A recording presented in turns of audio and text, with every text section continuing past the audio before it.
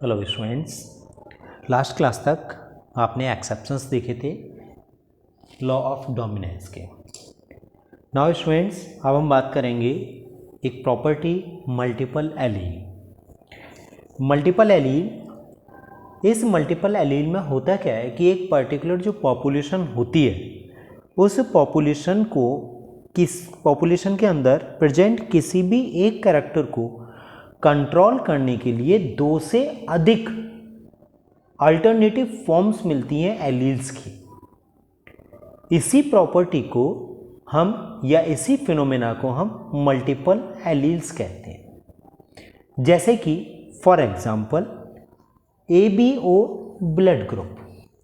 Last class में आपने देखा था कि OBO जो ABA ब्लड ग्रुप है, इस ABA ब्लड ग्रुप में पॉपुलेशन के अंदर blood group A, blood group B, blood group AB और ब्लड ग्रुप O, यानी कि ये जो 4 ब्लड ग्रुप्स हैं, इन 4 ब्लड ग्रुप्स को कंट्रोल करने के लिए दो से अधिक जीन यानी कि 3 IA, IB और I, ये 3 जीन्स प्रेजेंट हैं। तो आप देख रहे हैं कि एक पर्टिकुलर कैरेक्टर को डिसाइड करने के लिए दो से अधिक जीन्स प्रेजेंट हैं। इसी प्रॉपर्टी को हम क्या कहते हैं? मल्टीपल एलील कहते हैं। आपको हमने ये एग्जांपल कोडोमिनेंस का ही बताया था, ध्यान रखिएगा, जहां पर AB डोमिनेंट जीन्स थे। ओके, तो अभी हम इस वक्त ये बता रहे हैं कि ये जो ब्लड ग्रुप है ये किसको और इंडिकेट करता है? मल्टीपल एलील्स को भी शो करता है। इसका मतलब है कि दोबारा से देख लीजिए कि एक पर्टिकुलर पॉपुलेशन के अंदर किसी भी एक कैरेक्टर को डिसाइड करने के लिए दो से अधिक अल्टरनेटिव फॉर्म्स प्रेजेंट होना किसी भी एलील्स की या जीन्स की, उसी को हम क्या कहते हैं? मल्टीपल एलील्स कहते हैं। नाउ उसके बाद में हम नेक्स्ट प्रॉपर्टी की बात करेंगे, प्लियोट्रॉपी। नेक्स्ट प्रॉपर्टी है प्लियोट्रॉपी। प्लियोट्रॉपी में होता क्या है?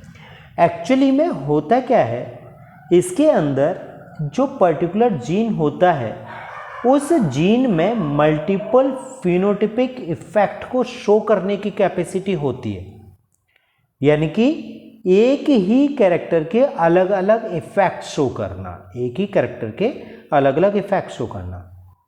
Because it influence a number of characters simultaneously is known as the pleiotropy। इसका मतलब क्या होता है कि ये इन्फ्लुएंस कर सकता है किसको? उन कैरेक्टर्स को धीरे धीरे करके, यानी कि हम देखो एक ही जीन्स की बात करें और एक ही जीन्स के अंदर मल्टीपल फिनोटिपिक इफेक्ट को शो करने की कैपेसिटी होती है, क्योंकि वो कैरेक्टरिस्टिक्स को शो करता है।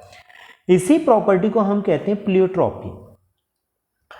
प्लियोट्रॉपी के अंदर एक तो मेजर इफेक्ट आता है और एक कौन सा आता है? Secondary effect. कैसे? जो एक पर्टिकुलर जीन है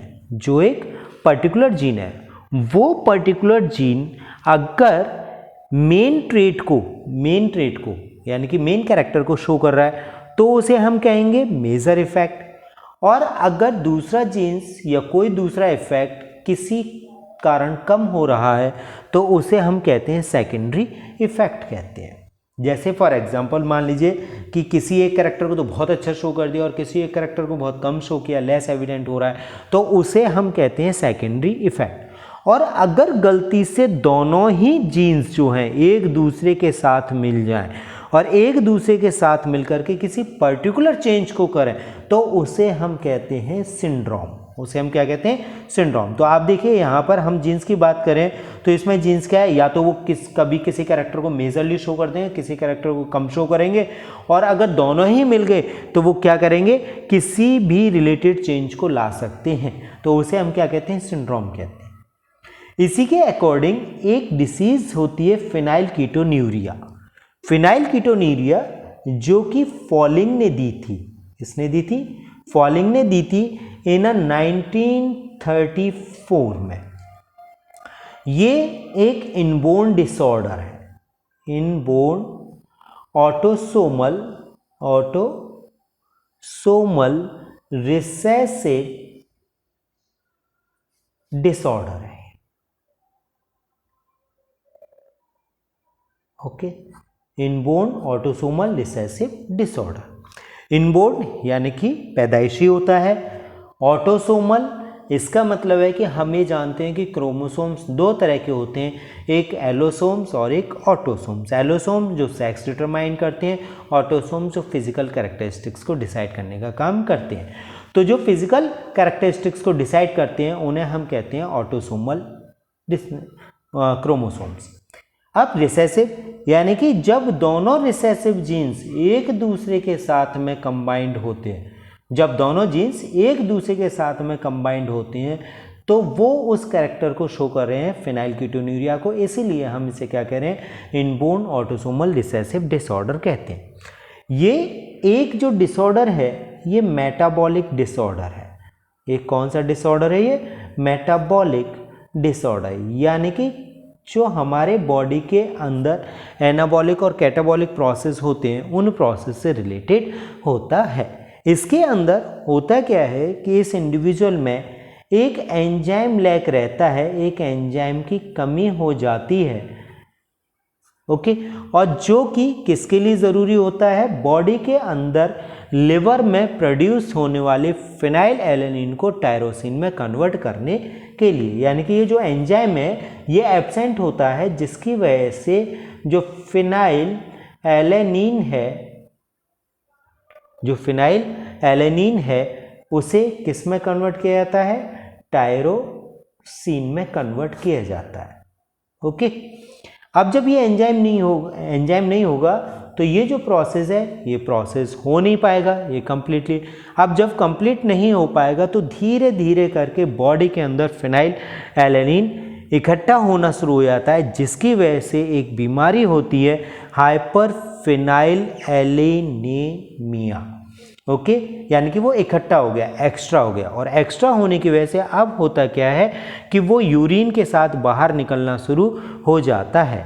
इसकी वजह से ये जो है डिसऑर्डर्स, ये किसकी वजह से हो रहा है, ये हो रहा है जो क्रोमोसोम नंबर 12 होता है, क्रोमोसोम नंबर 12 की वजह से ये इन्फ्लुएंसिंग होती है। और इसमें जो होता है ब्रेन पूरी तरह से डेवलप नहीं हो पाता है, थिंकिंग कैपेसिटी नहीं होती है। इसका मतलब है कि जो पर्सन होता है वो पर्सन मेंटली रिटार्डेड होता है, उसमें ज़्यादा सोचने समझने की शक्ति नहीं होती है, वो अच्छी तरह से पर्टिकुलर बात नहीं कर सकता है किसी से भी, ओके स्टूडेंट्स। तो दोबारा से देख लीजिए, प्लियोट्रॉपी में एक पर्टिकुलर जीन के अंदर मल्टीपल फिनोटाइपिक इफेक्ट शो करने की कैपेसिटी होती है, ठीक है, जिसमें से अगर मान लो दोनों डोमिनेंट मिल गए तो मेजर इफेक्ट शो करेंगे, अगर एक डोमिनेंट एक रिसेसिव मिल गया तो सेकेंडरी इफेक्ट, और अगर दोनों रिसेसिव हुए तो वो अलग कैरेक्टर को शो करेंगे, ठीक है। जब मान लीजिए कि दोनों ही जीन्स मिलते हैं तो एक सिंड्रोम को क्रिएट करते हैं। इसमें एक डिसऑर्डर होता है फेनाइलकीटोन्यूरिया, जो कि फॉलिंग ने बताई थी 1934 में। ये ऑटोसोमल रिसेसिव इनबोर्न डिसऑर्डर होती है जो कि क्रोमोसोम नंबर 12 की वजह से होती है। ये मेटाबॉलिक डिसऑर्डर है, इसमें फिनाइल एलेनिन को टायरोसिन में कन्वर्ट करने के लिए एंजाइम रिलीज नहीं होता है। इसके अंदर जो पर्सन होते हैं वो कैसे होते हैं, मेंटली रिटार्डेड हो जाते हैं। Now students, third effect is the, third effect नहीं है एक्चुअली में, जो हम इनहेरिटेंस पढ़ रहे हैं उस इनहेरिटेंस को हम क्लासीफाई करते हैं, और जब हम क्लासीफाई करते हैं तो हम ये देखते हैं कि ये जो इनहेरिटेंस है वो दो तरह का होता है, एक तो क्वालिटेटिव और एक होता है क्वांटिटेटिव। एक तो क्वालिटेटिव और एक क्वांटिटेटिव। क्वालिटेटिव जिसे हम मोनोजेनिक इनहेरिटेंस कह रहे हैं, जो कि अभी तक आप पढ़ते आ रहे हो। एक्चुअली में इसमें क्या होता है कि एक सिंगल डोमिनेंट जीन किसी भी जो कैरेक्टर होता है पूरी की पूरी तरह से उसे इन्फ्लुएंस कर देता है। जैसे फॉर एग्जांपल आपने पढ़ा था कैपिटल टी क्रॉस कर रहे थे स्मॉल टी से, और यहाँ कैपिटल टी स्मॉल टी बना, तो इस डोमिनेंट जीन ने पूरे के पूरे इस कैरेक्टर को डिसाइड कर दिया। इस तरह के इनहेरिटेंस को हम क्या कहते हैं, मोनोजेनिक इनहेरिटेंस कहते हैं, और इसमें जो सिंगल जीन्स कैरेक्टर होता है उसे हम कहते हैं मोनोजीन्स कहते हैं। नाउ अब हम बात करेंगे क्वांटिटेटिव इनहेरिटेंस, जिसे हम पॉलीजेनिक इनहेरिटेंस भी कहते हैं। यहाँ पॉलीजेनिक इनहेरिटेंस में होता क्या है कि यहाँ पर जो इनहेरिटेंस होती है वो वन और मोर जीन्स के द्वारा कंट्रोल की जाती है, एक या एक से अधिक जीन्स के द्वारा कंट्रोल की जाएगी, ठीक है, जिसमें कि जो डोमिनेंट एलील होता है उसके कैसे इफेक्ट होते हैं, क्यूमुलेटिव इफेक्ट होते हैं। क्यूमुलेटिव इफेक्ट से मतलब क्या है कि वो अलग अलग तरह के इफेक्ट्स को शो कर सकता है, जिसमें कि जो डोमिनेंट एलील है वो उस ट्रेट के पर्टिकुलर पार्ट या पर्टिकुलर यूनिट को एक्सप्रेस करेगा, जबकि फुल ट्रेट तभी एक्सप्रेस होगा जबकि दोनों के दोनों डोमिनेंट एलील प्रेजेंट होंगे। दोबारा से देख लीजिए, डोमिनेंट एलील्स के क्या होते हैं, क्यूमुलेटिव इफेक्ट होते हैं। अगर मान लीजिए एक ही प्रेजेंट है तो वो पर्टिकुलर ट्रेट को पर्टिकुलर ट्रेट के कुछ पार्ट को ही एक्सप्रेस करेगा, और अगर दोनों डोमिनेंट एलील्स हैं तो वो क्या करेंगे, पूरे ट्रेट को शो करना शुरू कर देते हैं। इस तरह के इनहेरिटेंस को हम polygenic inheritance, multiple factor inheritance या ब्लेंडिंग इनहेरिटेंस या क्वांटिटेटिव इनहेरिटेंस के नाम से जानते हैं। इसमें जो डोमिनेंट पॉलीजेनिक जीन्स होता है उसे हम कंट्रीब्यूटिंग एलील कहते हैं, और जो रिसेसिव एलील होता है उसे हम नॉन कंट्रीब्यूटिंग एलील कहते हैं। नाउ अब हम इसका जो एग्जाम्पल है मेजर पॉलीजेनिक इनहेरिटेंस का, that is the human skin colour, human skin colour. Okay, ये इसका बेस्ट एग्जाम्पल है। इसमें आप देख सकते हैं कि एक्चुअली में है क्या है कि बॉडी के कलर को रिप्रेजेंट करने के लिए यहाँ पर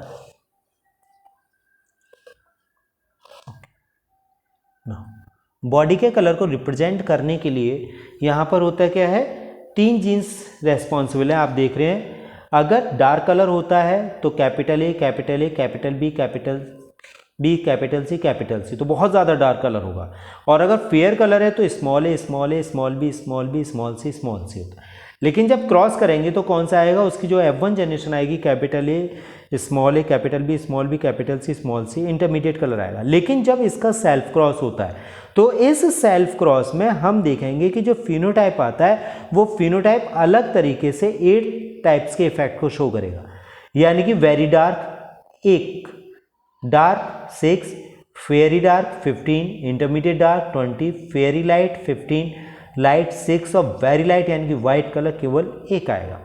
तो हम यहाँ पर देख रहे हैं कि ये किसके द्वारा रिप्रेजेंट किए जा रहे हैं, एक पर्टिकुलर जीन्स के द्वारा जो अपने मल्टीपल इफेक्ट्स को शो करता है। तो ये किसका है, ह्यूमन स्किन कलर का। आप यहाँ पर देख सकते हैं पर्टिकुलरली हमने बताया कि अभी जब इनमें 64 जो ऑफस्प्रिंग्स प्रोड्यूस हुए हैं उसमें 8 अलग अलग तरह के फिनोटाइप्स यहाँ पर अवेलेबल होते हैं। तो students, it is the example of the quantitative inheritance. Okay students, bye students.